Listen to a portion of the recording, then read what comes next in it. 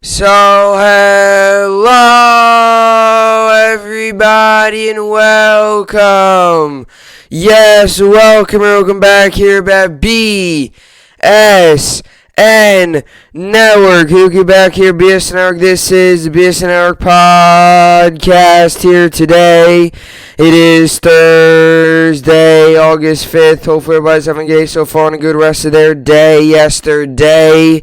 It is in fact Thursday, August 5th here today, coming off of another big night in sports last night, another big night in baseball last night as the New York Yankees get another win against the Baltimore Orioles. We find a way to win the series. 10-3 was your final after starting off the game really slow. Matt Harvey shutting us down to no hits and only one base runner through the first 3 innings. We were able to light him up in the 4th and continue to put the pounding on, and we finished off in the 7th or 8th, whatever.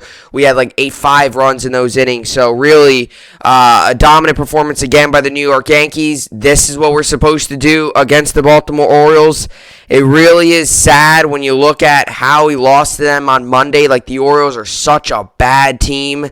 They're just not a good team. They struggle. They can't field. They're not a good hitting team. They're just all around not a good baseball team. And they're 38-69 now, and they're very close to reaching that 70 loss mark, which is always an ugly mark to reach when you're in a season, when you're about 110 so games into the year.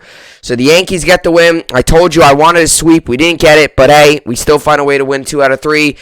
I obviously watch all the games. So watching all 3 games, you look at the first game on Monday night, it was terrible. You look at Tuesday night's game and you're like, wow, this is what we're supposed to do. And last night's game, you look at it again, it's just crazy. Like, how did we lose on Monday night? Like, the Orioles are such a bad team. It really is crazy. But the New York Yankees get the job done. Now comes the big test. Now comes the big series against the Seattle Mariners. This is a big series, not only for the Mariners, but for the New York Yankees, for playoff contention, for, if it does come down to a tie or, comes down to, 1 or 2 games, how could those games be decided? This is a big 4-game set. I expect the Yankees need to at least take 2. You cannot lose 3 out of 4. You win 3 out of 4, win 4 all you want. You cannot lose 3 out of 4 coming up on the series. If you split the series, it's not awful because we did beat the Mariners in the last series, so technically we would be 4-3 against the Mariners on the season, so we would actually have the upper hand. But still, you cannot lose this series. The Yankees got to find a way to win 2 or 3 games in this series. We'll see if we can get the job done. Mets also won last night. Yes, they actually won. They find a way to get the win against the Marlins 5-3. They escaped the Marlins comeback. They were winning 3-0, then it was 3-3, and then the Mets put up, I think, like 2 more in the 8th, I think, which was able to seal the win 5-3. So the Mets get the win. Still, though, Mets are still not where they want to be. They got to find a way to win today, come out of that series with a split. Then, you have a couple big series coming up. I believe they have the Phillies coming up, and then I believe they head to Philadelphia, and they have the Phillies for a big weekend series there. Let me just get my page back up here. Okay, so so they have a big series against the Phillies coming up, and then they have a big 3-game set there, and that's a series that very well could decide the division if you're the New York Mets. Right, 3 games, weekend series, starting Friday. That's a series that could decide your game. And if you're the Mets, you cannot get caught looking ahead. Right, it's a travel day today. It's Miami. You're about to head back. You're about to head to Philly to play a big series. This game has all the makings of a looking ahead. Like, just not really at the mind. The focus is not there. Kind of just already looking ahead. Mets got to make sure they get this win. Because if they lose this game, well, watch out. Phillies very well could. I mean, the Phillies, even if they win this game, could take over the division at 3 games. So that's a big 3-game set for both teams. Like, neither team can get swept. If the Mets get swept, that's not good. If the Phillies get swept, that hurts them even more. So, we'll see how that series plays out. But Yankees and Mets today. Yankees start up a 4-game set against the Mariners, and the Mets close out their 4-game set against the Marlins.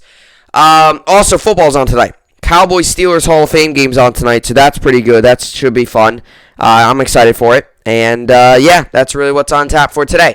Alrighty, so let's get to the podcast. let's get to what's on tap for today.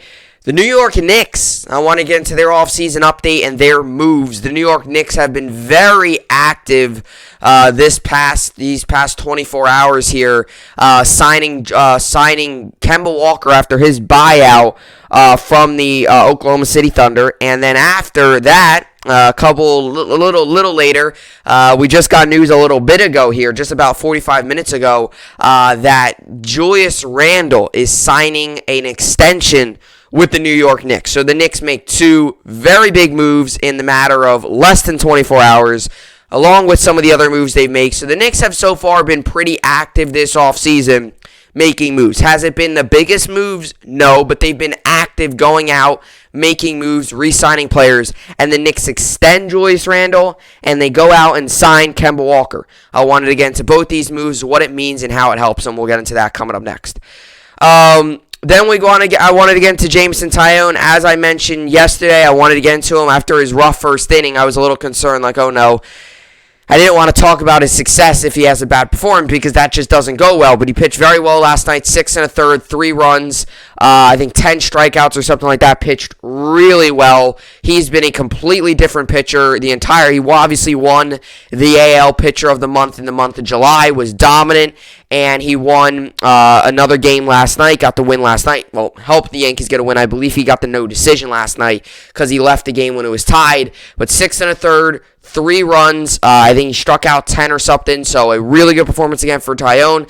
I wanted just to get into his recent success, his just success overall, and what it means for the New York Yankees going forward. Because he went from get this guy out of the rotation to all of a sudden being one of the better guys in our rotation. Arguably right now, he's the best without Garrett Cole and Jordan Montgomery in the rotation. I want to make that clear. Garrett Cole and Jordan Montgomery, since they're on COVID list, it's kind of funny now, like Taillon is now stepping up into that big role while Cole and Montgomery are out. So, and once Cole and Montgomery get back, he'll probably be back to being the second, third starter. But still, it's pretty crazy for a guy that we all wanted out of the rotation, including myself, has now been pitching really great. So great to see. We'll get into him. Then we'll get into the New York sports update. Finish it off. Yankees, Mets both play today. We got some football on today. Not that it means much. It means really nothing. Dak Prescott, I don't even think is going to be at the game. I don't think Amari Cooper is going to be at the game. Many Cowboys players, 16 of them, I don't think are going to be traveling. Some not going. It's the first preseason game of the season, but it's football nonetheless. We'll see some live football. I always feel like last season was hard with the whole COVID situation, all that stuff. Week 1, when it came, it was really great because you didn't see preseason. Training camp was shortened. It just wasn't the same offseason. But I feel like every year, whenever you just see your first live game of the season, it could be preseason, spring training, whatever. It's always so exciting. Even spring training in baseball. It feels like even though it could be a normal off season, and last season it was especially really great to see baseball on for the first time. 60-game season, but you missed baseball for 3 months, right? It was supposed to start in April, it ended up starting in July. So that was all, that was great when we got to see it. But even every year, you're always oh, we finally get to see live football because it's just the wait. The last time we saw a live football game was the Super Bowl. So it's, it's now the wait's over. Now you got to see some live football. So that comes on at 8 tonight. Cowboys, 8 Eastern. Cowboys, Steelers. I'm not going to go into a full preview, but if you're interested, it's on tonight at the Hall of Fame game. So that should be good as football season right around the corner. We'll get to more football stuff. There's a lot of stuff I want to get to, but also baseball, ton of stuff, basketball, ton of stuff. So I'm getting through a ton of stuff with sports and just a bunch of topics. So I will definitely get to some football stuff very soon here. Alrighty, so with all that being said, this is the BSN podcast, and let's get right into it. Alrighty, so Woj, Kemba Walker plans to sign Knicks contract after receiving buyout from Thunder. So Adrian Wojnarowski reported that. And then we just got update a little bit ago that the New York Knicks have extended Julius Randle. This was the update that just came out literally 45 minutes ago that the New York Knicks extended Julius Randle here. Julius Randle, Knicks agreed a 4-year, $117 million contract extension. So the New York Knicks go out and sign Kemba Walker, point guard, their biggest need, and they go out and extend their best player last season in Julius Randle. And the New York Knicks so far obviously has free agency continues to roll along. It's been a little quieter recently just because, the first day is always big, second day is big, third day, and so on and so forth. You'll get some moves here and there, but nothing major.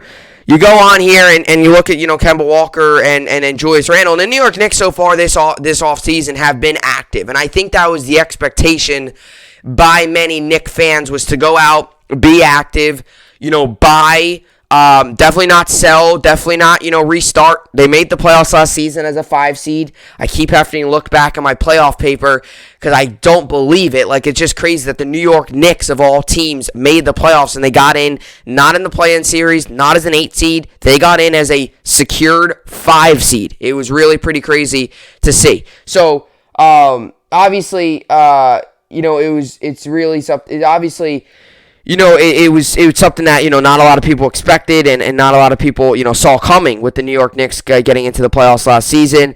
And, it really is something that, I think a lot of people, or rather, they got in as a 4 seed, rather. Sorry about that. So, I looked over my paper wrong. So, they got in as a 4 seed last season, and they were all great and all that stuff. So, it was really crazy. They clinched home court advantage in the playoffs, and they were 4 seed. And I don't think many people saw that coming last season. I definitely didn't see it coming. If you're a New York Knicks fan, congrats. If you have predicted the Knicks to be a 4 seed at the beginning of the season, I would have thought you were crazy. I would have thought you were out of this world, not okay. But they got to the 4 seed, and now the New York Knicks are starting to build. And they're starting to finally look like they're shaping up to what can be a playoff team, not a finals contender, but a team that can actually maybe win a playoff series. And I get it. The New York Knicks so far have not made a massive splash in free agency. They're not probably going to do it this season. There's not many guys out there that are available. Now, sure, Kawhi's still available. He's literally said, I believe he's going to re-sign with the Clippers. Reggie Jackson, sure, he's available. He'll probably re-sign with the Clippers. You could go Dennis Schroeder. You could look at guys, Lauri Markkanen, all different guys. Those guys don't really fit the Knicks. You go through every free agent. The Knicks have kind of, I think, wrapped up their free agency. They might have made a small moves here and there. They kind of wrapped it up. But the Knicks made some small moves. Evan Fournier signed him. You're going to ask a lot out of Fournier. You're going to need to hope that he gets the job done. I also think the Knicks, with the Fournier signing, are also relying a little more on Quickly to get some production out of him. I think they're also going to rely more on Barrett, obviously. In his third year, it's a big year for Barrett. We'll really see if he can make that huge jump. He had a good year last year. Can he even have an even better year this year, surrounded by more talent? We'll see.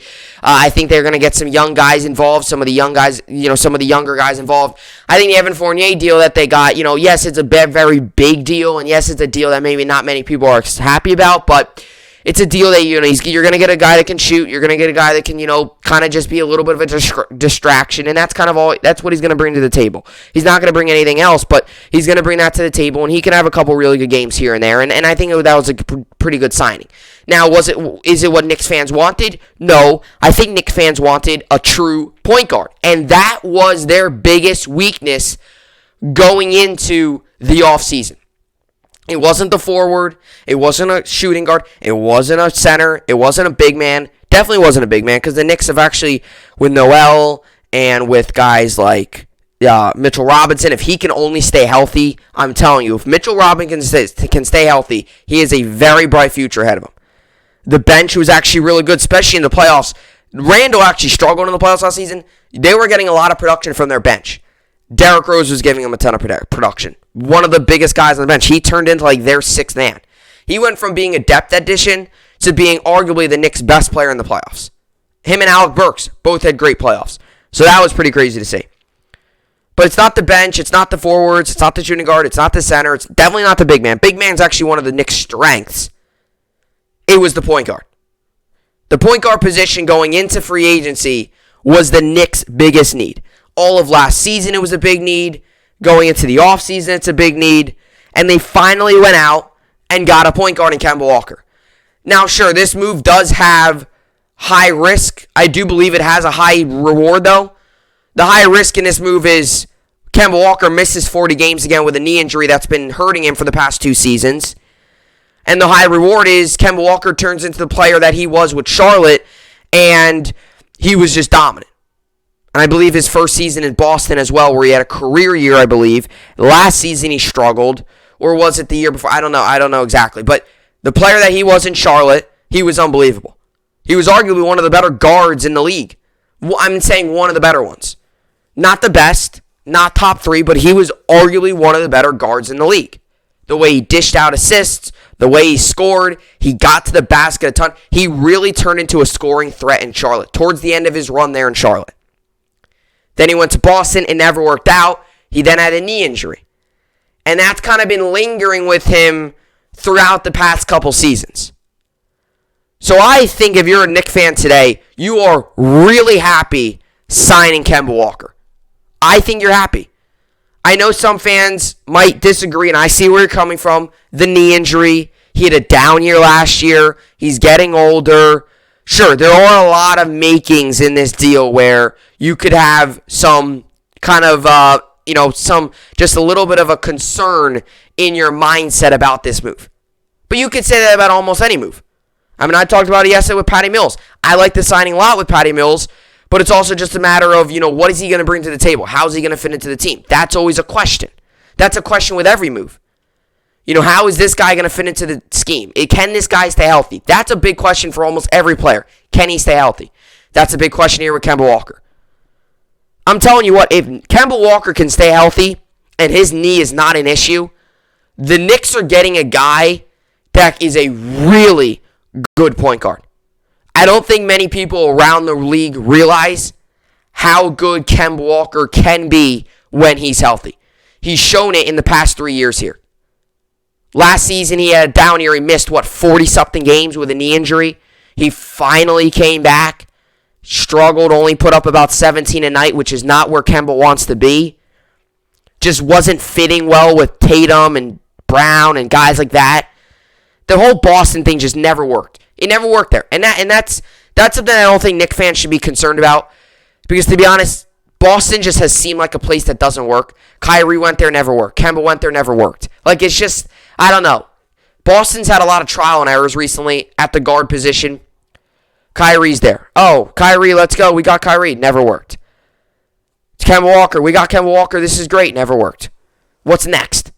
So I don't think you should read in too much that the whole Boston thing never worked out, because let's be honest here, Boston has struggled at the guard position recently, going out and signing the big names. They signed Kyrie Irving. Didn't work. They signed Kemba Walker. Didn't work. Don't read into it too much. But what the Knicks are getting is a guy that's going to be a key contributor to this team. Unlike Evan Fournier, who we'll see what his role is, you're getting a guy in Kemba Walker who's going to be your point guard.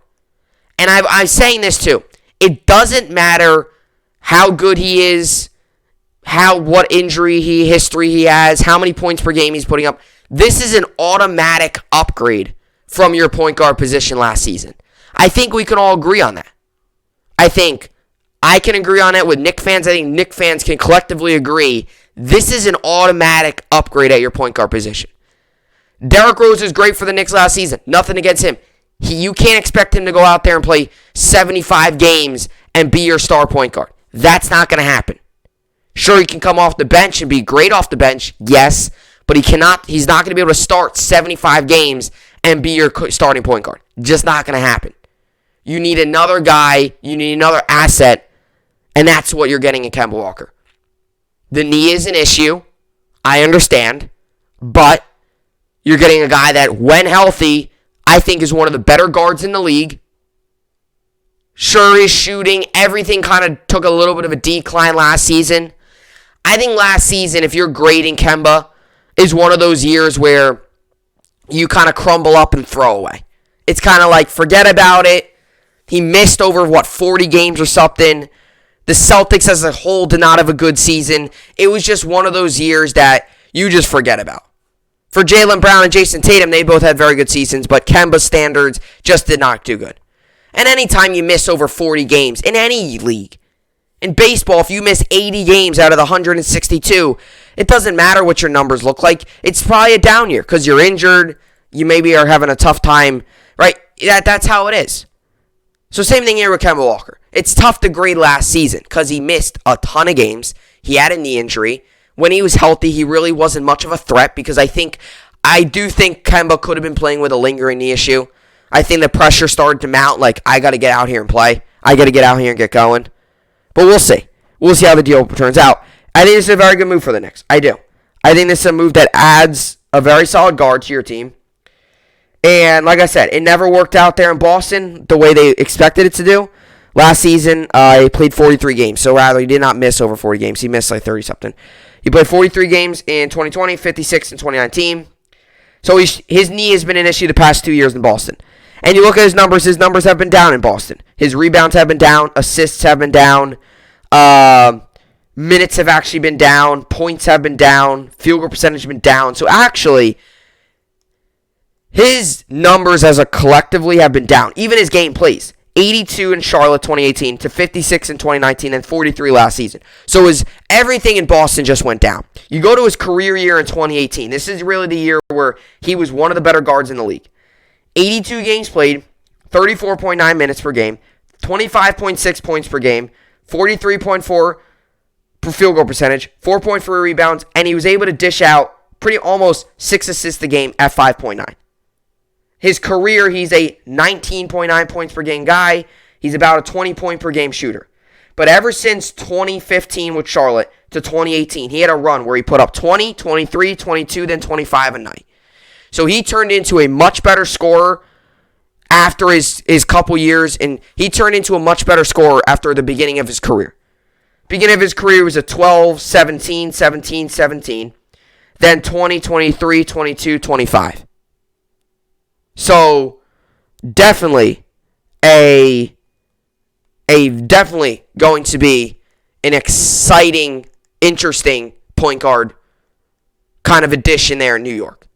And I get it, the knee is a concern. But you look at the numbers, when he's healthy, when he plays 82, look what he did in Charlotte. He played 82. He put up 25 a night. That was a career year for him. I don't know if you're going to get that again because that's just a year out of this world crazy for Kemba Walker. But the production, the ability to score, and the ability to be a threat on offense is still there, I believe. It's just a matter of can he stay healthy? And if he does, can he give you the production he gave you in Charlotte? Not the production he gave you in Boston. Boston, he struggled. But in Charlotte, definitely, we'll see if he can give you that production. So, Woj, Kemba Walker plans to sign Knicks contract after receiving buyout from Thunder. Veteran guard Kemba Walker is reportedly receiving a buyout from the Oklahoma City Thunder and plans to sign with the New York Knicks. According to ESPN's Adrian Wojnarowski, the Thunder bought out the final 2 years and a $74 million on Walker's contract, and his deal with the New York will become official after he clears waivers. The Thunder acquired Walker in a trade with the Boston Celtics in June. OKC received Walker, the number 16 overall pick in the 2021 NBA draft, and a 2025 second-round pick in exchange for bigs Al Horford and Moses Brown, as well as a 2023 second-round pick. Per Bleacher Report's Jake Fisher, the Knicks plan to offer the Bronx, New York native a contract that will pay him around $8 million annually. Like I said, which is a pretty good move. Not much for a guy that's, in his 30s. Walker, 31, signed a 4-year, $140.8 million contract with the Celtics in 2019 as a part of a signing trade deal with the Charlotte Hornets that brought guard Terry Rozier to Charlotte. Rozier averaged a career-high 20.4 points per game last season, while Walker struggled to stay healthy. Walker made the All-Star team in each of his final 3 seasons with the Hornets in his first season in Boston after averaging a career-high 25.6 points per game in his final season in Charlotte. However, his scoring average dipped to 20.4 points per game in 2019-2020. Like I said, was not very good in Boston, and injuries definitely slowed him down. Still, that season was successful for Walker and the Celtics as they reached the Eastern Conference Finals before falling to the Miami Heat. Walker's 2020-2021 season got off to a late start after he received a stem cell injection in his knee, and he only appeared in 43 games. He posted his lowest scoring output since the 2014-2015 season with 19.3 points per game to go along with 4.9 assists, 4 rebounds, 3 3-pointers made, and 1.1 steals. He also shot 42% from the field and 36% from beyond the arc. The playoffs were especially difficult for Walker, who averaged just 12.7 points per game and shot 31.7% from the floor in 3 games during Boston's first-round loss to the Brooklyn Nets. While Walker is coming off a poor season by his standards, a bounce back in New York is possible under the new head coach Tom Thibodeau, who got the Knicks back to the playoffs last season for the first time since 2013. He will join a veteran Latin backcourt that reportedly includes Derrick Rose, Evan Fournier, and Alec Burks. Plus, he can aid in the development of Emmanuel quickly. Walker also may not face as much pressure in New York as Boston and Charlotte, given that he won't be counted as the number one scoring option, since Julius Randle and RJ Barrett remain. Last season, notwithstanding, the Knicks are getting a proven offensive threat with a career averages of 19.9 points per game, 5.4 assists, 3.8 rebounds, 2.3 three-pointers made, and 1.3 steals per game. The Knicks entered the offseason with little backcourt depth, but with Walker and Fournier set to join returning Rose, Burks, and quickly, Thibodeau will have no shortage of options, which solidifies New York's standing as a playoff team. So Kemba Walker signs with the Knicks. Like I said, I think it's a solid move. And actually, if you look at salary, maybe $8 million annually, it's not that big of a deal. So, if he can stay healthy, he is really good. You saw the numbers. I mean, he can stay really good. I don't think it's age with him. I just think it's health. You people might say, oh, well, ever since that 2019 season, I think age is getting to him. I don't think age is getting to him because he's been injured. He's been injured. So I don't, it's one of those things where I don't think it's, I think the injury is the biggest concern in the deal.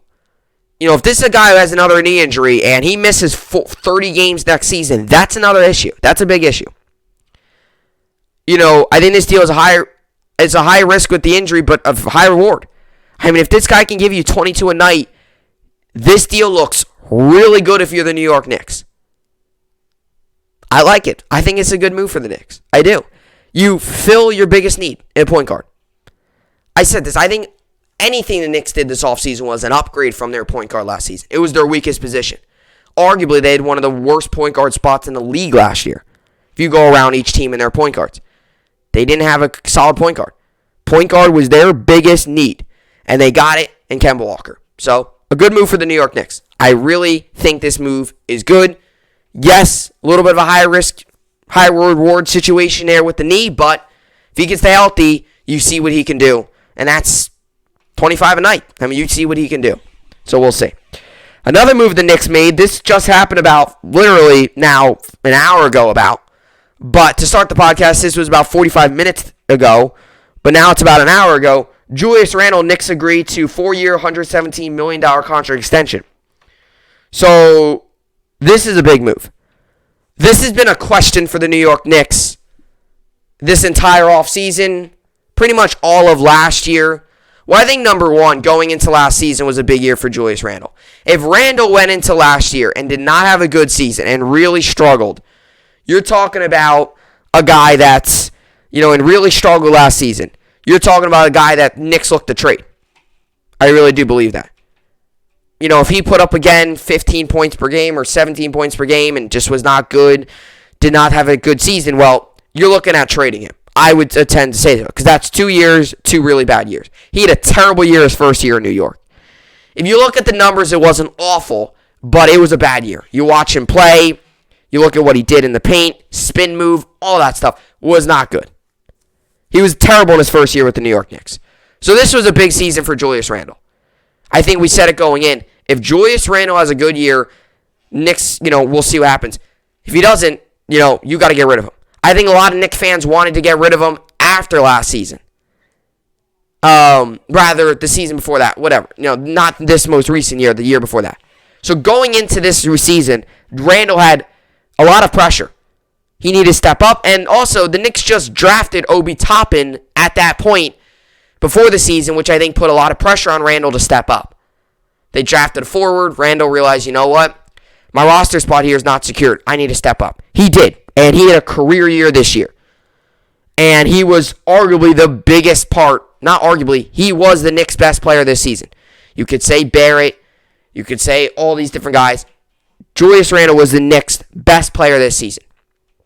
And in the playoffs, sure, he did struggle.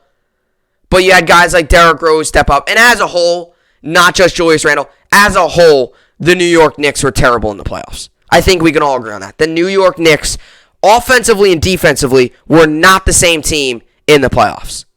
They just were not. I think they were just not the same team. I think a lot of those guys being in their first playoff appearance, a lot of those guys not having experience, being young, they just struggled. It was a tough time for the New York Knicks in the playoffs. And a lot of people are going to bash the Knicks for that, but let's be real here. They didn't inexperienced roster coming to playoffs. And I do believe that plays into a lot of it. You have an inexperienced roster going into a playoff game versus an experienced roster. That's a big issue. Not that the Hawks are anything experienced, but I think also in terms of talent, Trae Young, John Collins, who got extended, solid team. Although Collins is iffy sometimes, he has ups and downs, but when he's healthy and when he's playing well, he's on his game. The one thing, I don't think this deal is an issue at all. He's coming off of a career year. You give him the money. A lot of teams tend to do this. You could say right now he's the face of the franchise after last season. He was your best player last season. I almost said the same thing with Stephen Curry yesterday. Not trying to compare Julius Randle with Stephen Curry, but let me just say this first. Stephen Curry, he's the Warriors' best player. So, it's not going to hurt you signing him to a long-term deal. If it blows up in your face, it blows up. No one's going to go back and say, oh, I knew it. We shouldn't have re-signed this guy. That stuff. Because Curry's your best player. Same thing here with Julius Randle. He was your best player he was your best player coming out of last season, coming out of this season. Right now, Julius Randle on this roster is the best player. You could say RJ Barrett, you could say a bunch of different guys, but he was your best player last season, period. The only concern I do have with this deal, he struggled with the Knicks in his first season, was awful, was terrible. Getting booed, all that stuff was awful. To getting MVP chance at the Garden. The one concern I have with this deal is, I've always said this. Now, it's very rare when this happens, but I've always said this, and anytime my team makes deals too, after a guy has one big year and you give him a massive deal, I always am a little concerned with the whole one-year wonder type thing, the whole he just had a breakout season, he's not that player. That's the one concern. I always have that. Anytime my team does it, there's always that concern of he had a great year, but is this just a one-year thing? Or is this something that's truly, is this him? Same question here with Julius Randle. He was terrible his first year with the New York Knicks. Is this a one-year thing? Or is this something that he's going to continue to do? Is this just him and Thibodeau's system just thriving? What is it? I would probably tend to say that he's still going to do good because I don't see why he's just going to automatically have a decline. I think some of it's Thibodeau's system. I also think some of it's a little bit of a renewed energy across the team. I think as a whole, the New York Knicks last season played better with Thibodeau as their coach. And you go into some individual performances like Julius Randle, he thrived with a new coach and like a newfound energy in that locker room. That's my one concern. And you're giving him a lot of money. And this clears up a big question. And I think the Knicks wanted to get this deal done sooner rather than later, and I'll tell you why. The last thing you want is throughout the year to have negotiations happening. Like, oh, this guy wants a big deal, or this guy wants a deal, or all these rumors happening. The worst thing you could do is when your team's trying to battle for a playoff or something, or even just throughout the year, is have an open negotiation, issue where one side's not liking the other, and this guy wants more money, this team won't give it to him. That's the last thing you want. Because then the whole team and the focus and just winning and all that stuff just goes out the window. So I do think the Knicks, there was a little bit of a sense of urgency signing this deal where you were like, we got to either get it done now or it's next offseason. Right? The Knicks had to get it done either now or next offseason. I personally thought the Knicks were going to wait until next offseason just to see if he can continue to be that player that he was last season. But that's just me. But it looks like the New York Knicks are sold that he's their guy. Julius Randle is going to be the guy in New York here for 4 years. That's what the Knicks believe. So we'll see how it plays out. But Julius Randle coming off of a big year last year, definitely we'll see how it plays out. So I think this move has all the makings to work out, but it also has got there also are some little foggy parts of can he continue to do what he does. But like I said, I think the team as a whole last season, I think they're just much better with Tom Thibodeau as their coach. There's like a newfound energy in that locker room. That's what I believe. So Julius Randle, Knicks agreed a 4-year, $117 million contract extension. I mean, he's coming off a career year. So, if this is the time to give him the money, this is the time. If there's ever a time to give him the money, this is the time, rather. The New York Knicks have reportedly signed Julius Randle to a 4-year, $117 million contract extension after his breakout 2020-2021 season, per ESPN's Adrian Wojnarowski. The forward will reportedly make $140 million over the next 5 years, counting the final season of his previous 3-year, $61.2 million deal, according to Woj. Randle is coming off of his best season in the NBA with averages of 24.1 points per game, 10.2 rebounds, and 6 assists per game. All career highs. On his way to his first All-Star selection. He helped the Knicks finish with a number 4 seed in the Eastern Conference for the team's first playoff experience since 2013. The squad had low expectations after finishing 21-45 last season without making too many notable moves in the offseason. But Randle's increased production was a key part of the turnaround. Like I said, he was their best player. The forward also earned the NBA's Most Improved Player award in the process. The 26-year-old joined New York in 2019 as the team's biggest signing after missing out on several higher-profile targets. He excelled individually with averaging 19.5 points per game and 9.7 rebounds per game last year, although the team struggled to one of the worst records in the NBA. Yes, his numbers were decent, but he did not help out the team. He was supposed to come in and kind of be that team guy. It never worked. It left in an uncertain future for Randle, who was owed $19.8 million in 2021-2022, but had only $4 million guaranteed per spot track. The latest deal secures his financial future while locking down a player who can be a key for New York going forward. Randle had struggled to find a home in the NBA despite productive seasons with the Los Angeles Lakers and New Orleans Pelicans. Questions about his efficiency and defensive left question marks about his long-term role. The improvements this season showed Randle can be an offensive focal point and a leader of a playoff team. With Randle now under new team control and exciting young players like R.J. Barrett, Emmanuel Quickley, Obi Toppin, and Mitchell Robinson on the roster, the future is suddenly extremely bright for the Knicks, who've also re-signed Derrick Rose, Nerlens Noel, and Taj Gibson while adding Aaron Fournier in free agency. Also, Kemba Walker as well. So, definitely the New York Knicks are making moves. And they're making moves to get better. And that's really how I look at this. This move makes them better. This move makes the Knicks a better team. You stay with your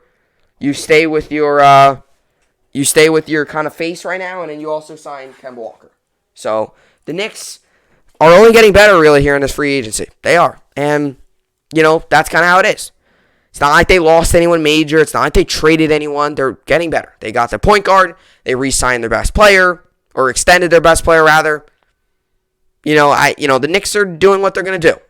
Like I said, every year everyone's like, oh, get this guy, get this guy.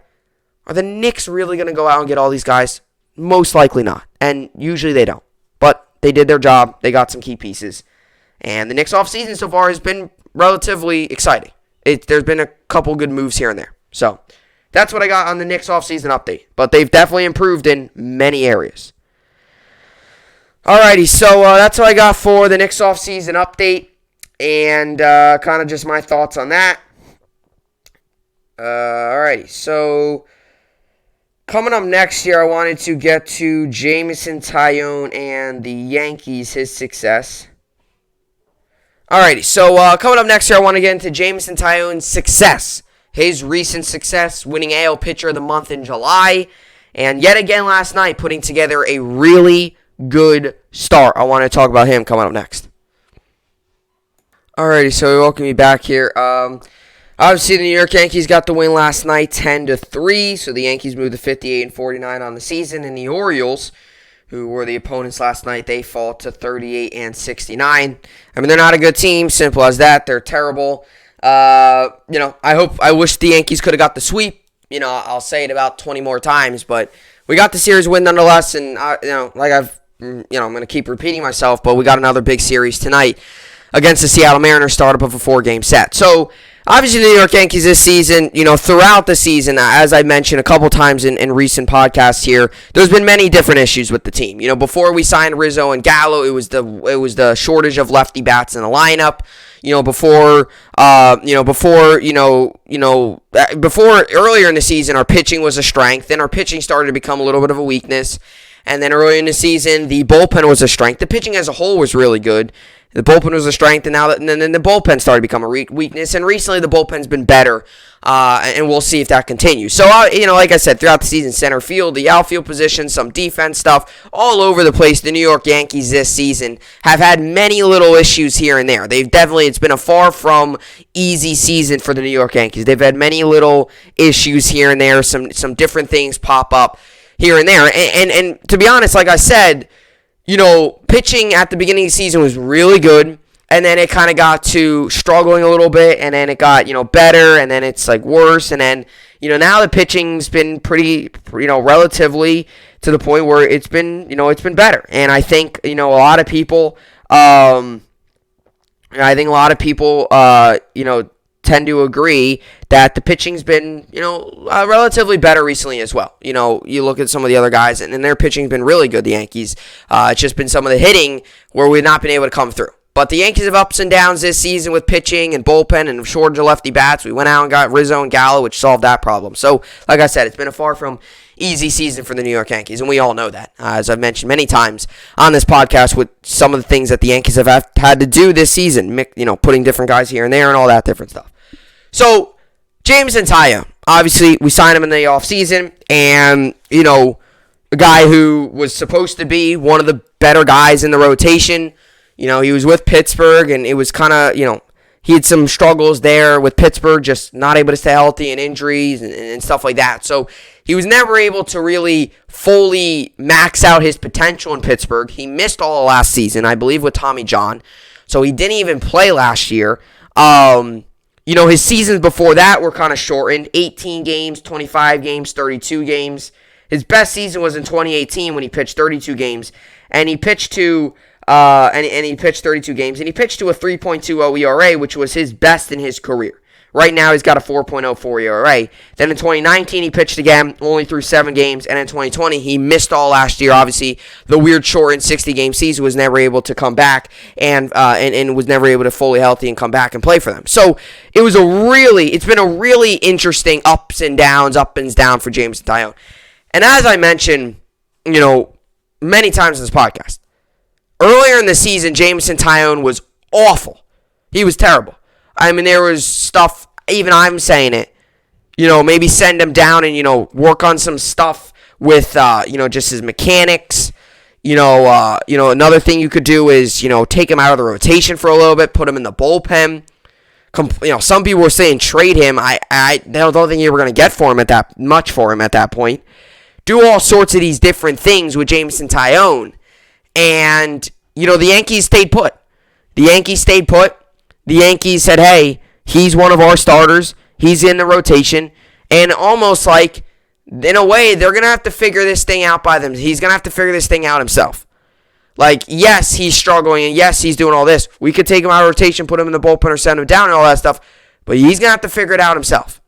And Jameson Taillon has responded to the pressure, responded to everyone saying all these different things, and he has been lights out in the month of July, and ever since that Philadelphia Phillies start on Saturday, June 12th.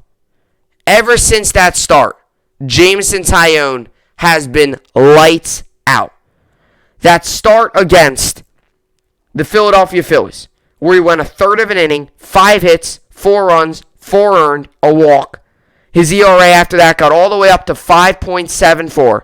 Ever since that start, where he pretty much hit rock bottom, he threw 34 pitches and was out of that game, where he pretty much hit rock bottom. He, ever since that, has been much better. His ERA since that has went from 5.74 to now all the way down to 4.04. It is really wild what Jameson Taillon has now turned into. I thought at the beginning of the season when we got him, I liked the move.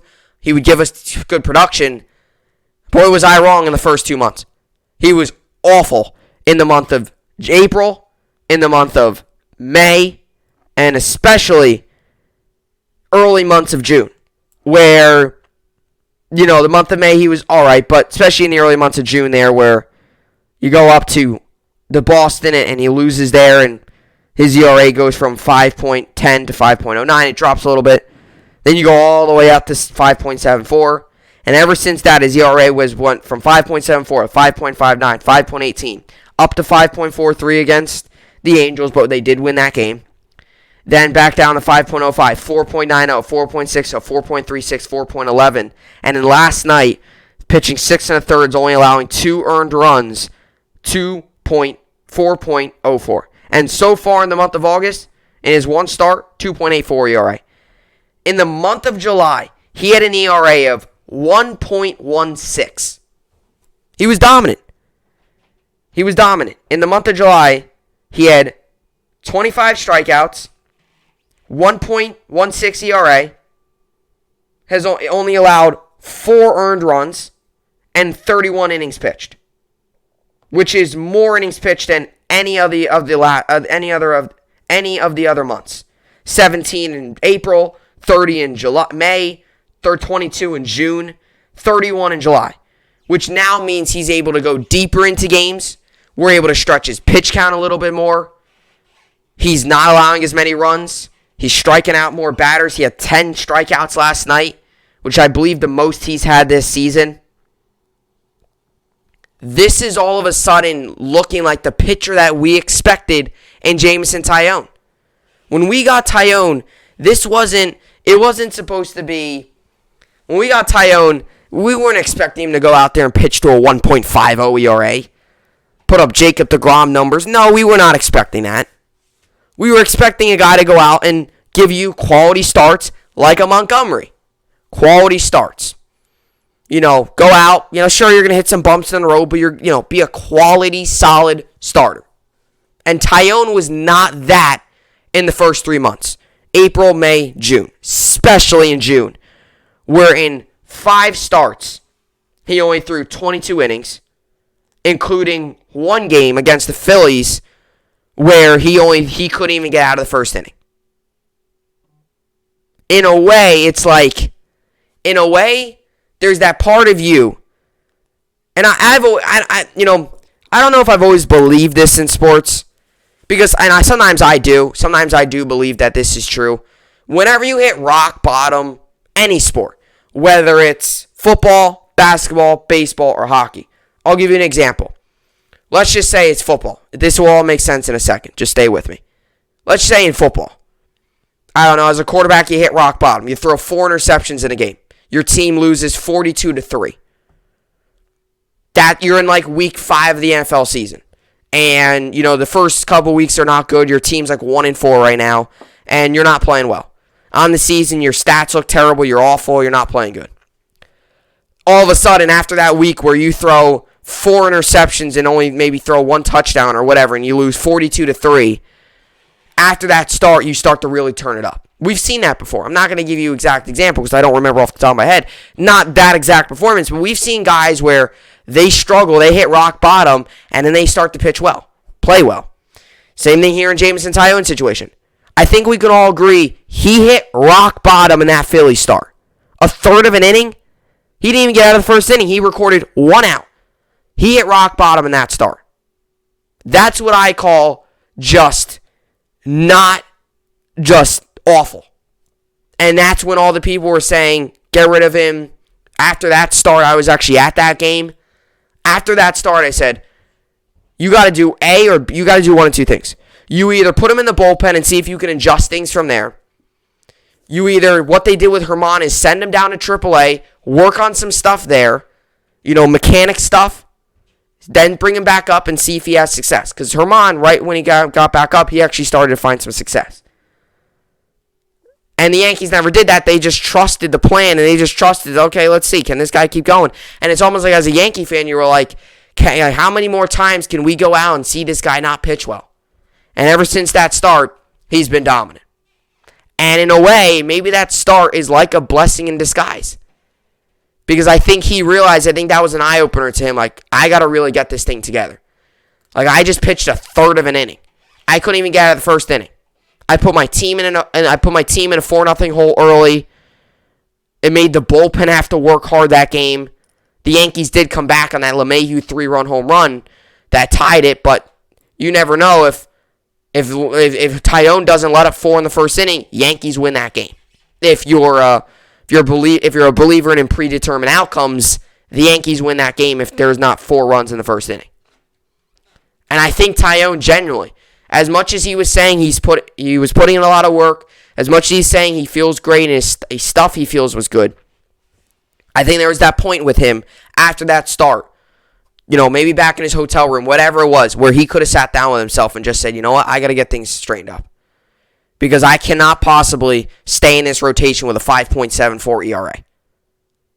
And ever since that start, whatever it was, whether it was a talk with Matt Blake, the pitching coach, whether it was just a moment with him, with himself where he was just kind of collecting himself and seeing what he could do differently, whatever it was, Jameson Taillon since that has been a completely different pitcher. He went from being awful to all of a sudden now, with Garrett Cole and Jordan Montgomery out of the rotation for right now, obviously on the COVID list, he's now like the best pitcher in the rotation with them out. It's crazy. It really is wild how the season has turned around for him. And it's great to see. It's great to see. One thing I noticed too when he was struggling was he wasn't able to put batters away. He would get to a 1-2 count or even an 0-2 count. Batter would maybe foul a couple pitches off. Then maybe he'd look at a ball, look at another ball, and then he would hit a double or a single. He would never be able to get that third strike. And as a fan, it was frustrating because it wasn't like he was starting up the batters with first pitch strikes. He was. And that's one thing, too. Like, sometimes when a pitcher starts to struggle, you're always looking at, is he not starting off the batter with first pitch strikes? Is he throwing a lot of balls? Is he in high pitch counts that's wearing him down? What is it? And Taillon, he never really checked any of those boxes. Really what it was with Taillon was, it was really this. It was, he would get 0-2 count, he would get in front of the batter early, and then maybe it would be a foul ball and then a ball, and then maybe another foul ball, and then he would line out double. He would start off the count with 2 strikes, then it would take 4 pitches and then a double. Like he was just never able to find a way to put that batter away. Which is why I think his strikeouts now are also up. Because his strikeouts now, I think, are also up. Because he's now able to... That curveball last night was really working, which we did not see him use that as much in the beginning of the season. And now with his off-speed stuff being much better, he's able to put batters away, which also results in him going further in games. Because he's not throwing as many pitches to batters and counts. That was not the issue with Taillon. That was not the issue with Taillon was... Not he was starting off the count 2-0 or 3-0. That wasn't the issue. The issue was he would get to 0-2, then the batter would foul a couple off, maybe look at a ball, and then you hit a double or a home run. That was what's happening. He was not able to finish it. He was not able to finish the batter off. He just wasn't. It's just simple as that. He just was not able to finish the batter off. I mean, if you look at his walks, it's not like his walks have been anything major this year. During his struggle, he walked 13 guys in 6 outings in May. In July, he only walked 6. So actually, walks really weren't an issue with him.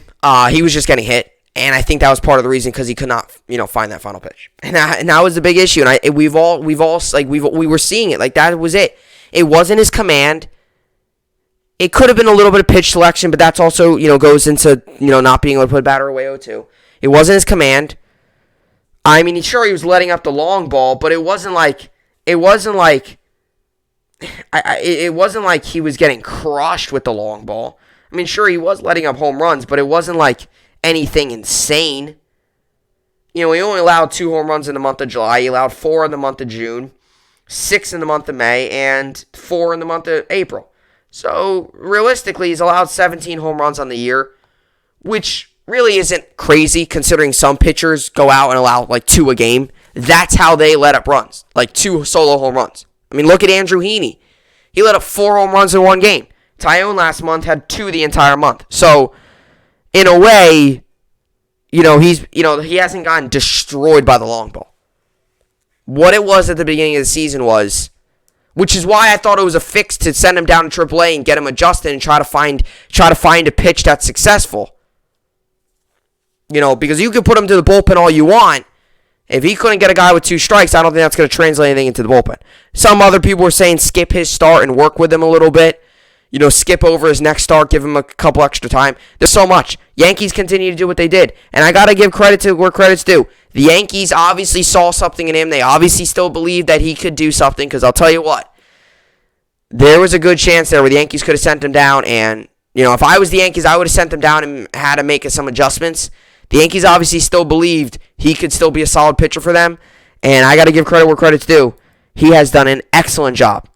And this season, 4.04 ERA. He keeps pitching like this. At the end of the year, his ERA could all the way be down to in the low 3s, which after the start of the season, you would never have thought of possible, but it's the adjustments, it's the things that he did. He's finally able to get the pit guys out on 2 strikes, which is why I think his strikeouts are up. Now, I know, that's why his strikeouts are up, because he's finally able to finish off 2 strike counts. His fastball's got really good riding action. His curveball finally looks really good. He's finally the pitcher that the Yankees expected him to be, and I think even better. AL Pitcher of the Month in July, and yet again, another really good start last night. 6 1/3, 4 hits, 3 runs, 2 earned, 1 home run allowed, a walk, 10 strikeouts, 90 pitches, and his ERA is now down to 4.04. So, really crazy to see, and I'm really happy, because for a guy that struggled so much at the beginning of the season, it's really great to see, him start to really pitch well and be the pitcher that the Yankees expected him to be. And hey, we're seeing it right now. Total on the season, he's 7-4, 4.04 ERA, 108 strikeouts, and 1.21 WHIP on the season. All those stats are top 50 in the league. So for a guy that was all the way at the bottom of the league in a lot of stats, he's starting to creep his way up. So definitely very good. And obviously this season, like I mentioned, 108 strikeouts, 32 walks. He's allowed 98 hits, 51 runs, 48 of those are earned. And obviously no saves, no hold, and no blown saves. No saves, like I mentioned, because he's not a closer. So his career ERA is 3.74, so he's 4.04 ERA. His season average is 3.74. Right now he's got 4.04. So he has a couple good starts. Maybe even next start, if he has another good start next, you have a good chance that he's back to his season average, which is what the Yankees expected. So he's been really good, and it's great to see. Like I said, back to my rock bottom point, like that Philly start could have been good, because that could have been a moment like there's a good chance that I might not, right? So we'll see. What else was I gonna say? Yeah, so back to and like in basketball too. Let's say you're not doing well, and then you have a game where you shoot like 1 of 10 and 0 of 5 from the 3-point line, and you have 3 points and you get fouled out of the game, or 2 points, and your team gets smoked, and then all of a sudden after that game you start really playing really well. Well, you look back at that game and that's almost like, wow, that could have been the spark there. Hockey, let's say you have 3 penalties and, or a goalie. For example, goalie. You let up 6 goals and you only save like 5 shots. And you get taken out. And after that game, you're just unstoppable. That happens too. And then in baseball too, as a pitcher. If you're a pitcher, and like I said with Taillon, you go in third of an inning, you get 1 out, you allow like 4 runs, and your ERA goes all the way up to like 5.74. You hit rock bottom, and after that, Taillon's been a completely different pitcher, and he's been amazing. As a batter, too, you could even say. Let's say you're going through a stretch where you're 1 for 20 with like 10 strikeouts, and you're terrible, and you got dropped in the order. And then all of a sudden, like, there's a moment there where you're like, I got to get going, and all of a sudden, like, your next 10 at-bats, you're batting 800 with 3 home runs. Like, that happens. And we're seeing it right now with Taillon, and it's great to see. Alrighty, so let's get to the New York Sports Update here today. We actually got a football game on tonight. I'll get to that here in a second after the baseball. As for yesterday, the Giants won, Dodgers won. I don't know if you saw, I'm glad the Dodgers beat the Cheaters, but the Dodgers, Scherzer, it was his first start last night. So that was pretty cool to see. It was his first start as a Dodger, and he got a curtain call. 7 innings, 5 hits, 2 runs, 2 earned, I think maybe a walk, and like 10 strikeouts. Really good. I just can't believe that I can't believe that some people didn't think he was an all-star. I mean, look at the numbers. He's amazing. Even though he's getting older, he's still an amazing pitcher. His ERA is all the way down to 2.57. I can look at the numbers again. Yeah, so last night, 7 innings, 5 hits, 2 runs, 2 earned, 1 walk, 10 strikeouts, 109 pitches, 73 of them were strikes, 2.57 ERA. Cubs won, Braves won, Royals won, Angels won, Red Sox won, Blue Jays won, Phillies won, A's won, Brewers won, Reds won, and Rays won. Mets also got the win last night. Mets moved to 5-3 on the season. Or 5-3. They won 5-3. They moved to 56-51 on the season. Although with all the games the Mets have gone postponed, I wouldn't be surprised if they've only played 8 games. So the Mets moved to 56-51 with a 5-3 victory. Yankees also won last night, as I kind of touched upon it earlier. They went 10-3. They moved to 58-49 on the season. And like I said, a big game. They were down 3-0. They put up 2 in the 4th, 1 in the 5th. Added on with 5 in the 7th and 2 more in an 8th. 10 runs, 12 hits, and an error for the New York Yankees. So a very good win. And I would have liked the sweep, but we got the series win. So now we got to move on and get ready for Seattle here. As for today, we got the Red Sox, Tigers. I'll give Red Sox the win. Rangers, Angels, give Angels the win. Rockies, Cubs, give Rockies the win. Giants, Diamondbacks, give Giants the win. Phillies, Nationals, give Phillies the win. Blue Jays, Indians, give Blue Jays the win. Reds, Pirates, give Reds the win. White Sox, Royals, give White Sox the win. Cheaters, Twins, give Cheaters the win. And Braves, Cardinals, give Braves the win. Mets also play today. Mets come in this game 56-41, or 56-51. Marlins come in this game 46-62. This game goes on today, 12:10 p.m. Eastern Time on MLB Network and SNY. This game's the final game of the 4-game set there. Marlins go for the series win, and the Mets are going to tie the series up. Mets got Rich Hill on the mound. He's 6-4 with a 4.10 ERA. And the Marlins got Garrett on the mound. He's 1-1 with a 4.37 ERA. The over-under for this game is set at 8. Let's see here. The percentage of people who will win this game is not out yet.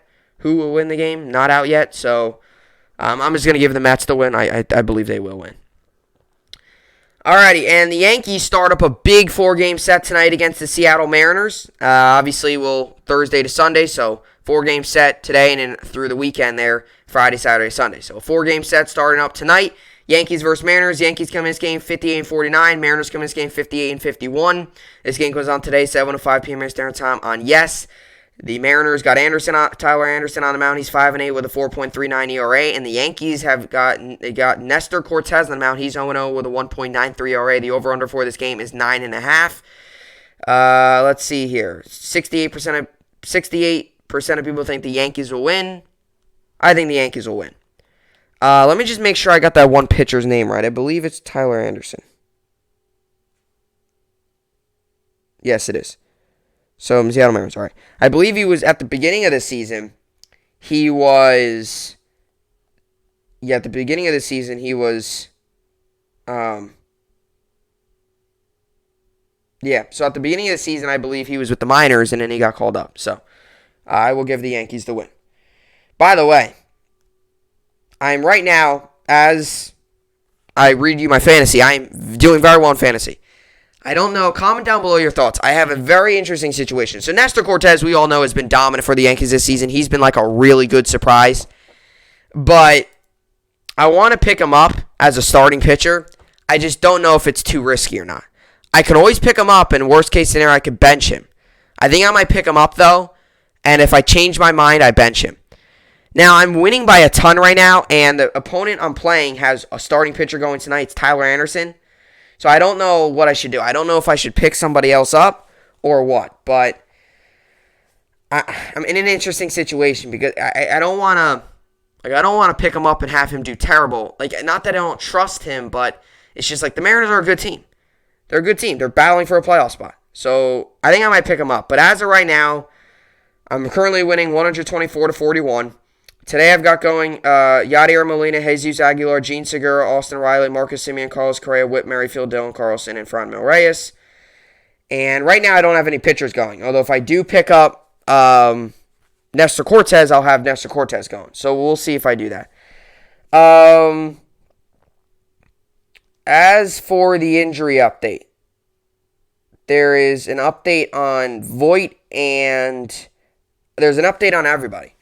So an update on Alex Bregman here. So Bregman, quadriceps, will continue his rehab at AAA Sugarland through the weekend. Chandler Rome of the Houston Chronicle reports.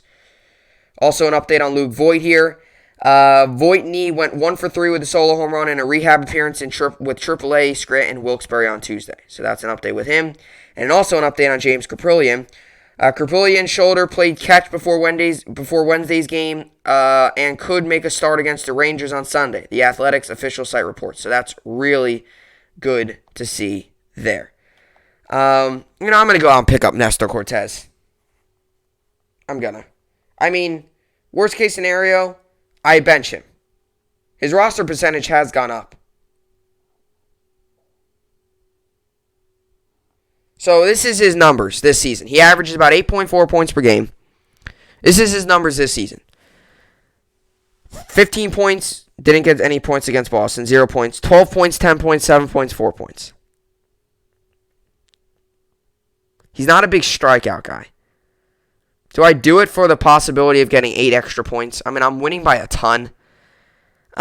He's got one starting pitcher, which is Tyler Anderson, who are going up against the Yankees, so you got to hope that the Yankees dominate there. I don't know. I might pick him up. I got to figure out soon, though, because once all the games start, you can't pick up anybody else. So I gotta figure out a move soon here. I will decide on what move it is. Obviously, you will know when I tell you tomorrow when I do my fantasy stuff. You'll know if I pick them up. But I think I probably will pick him up, but the decision to start him or not is still up in the air. I'm going to pick him up, have him on my roster, and if I do decide to start him, I'll start him. If I don't, I'll probably just bench him. Just so then I have him. And then after that, I'll probably get rid of him. Because I'm noticing you have like at least one starting pitcher go each game. It's good to have. So, but yeah, that's what I got. That's what I got for the podcast. So, another good podcast in the books. A lot of basketball, a lot of baseball. Football's on tonight. I didn't get to that, actually. It is the Cowboys and the Steelers, like I mentioned. Completely forgot to get to that. I'm not used to it. Used to talking about football. Cowboys, Steelers tonight. 8 p.m. Eastern Standard Time on Fox. It's the Hall of Fame game. Yeah. That's pretty much it. No odds on it yet. I don't even know if there will be for preseason games, but that's kind of it. So it's football. It's exciting. That's really all that matters. So yeah. Anyway, that's what I got for the podcast here today. As always, I will see you all back here tomorrow. Hope you enjoyed it, and thanks for watching.